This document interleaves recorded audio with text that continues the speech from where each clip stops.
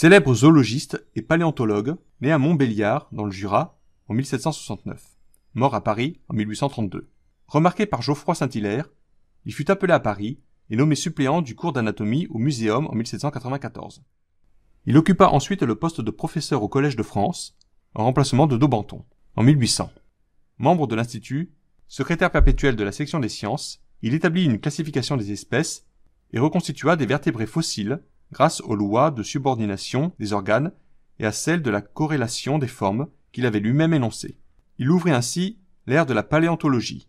Adversaire de la théorie du transformisme, il s'opposa à Geoffroy Saint-Hilaire et à Lamarck, alors que ses propres observations conduisaient à cette conception.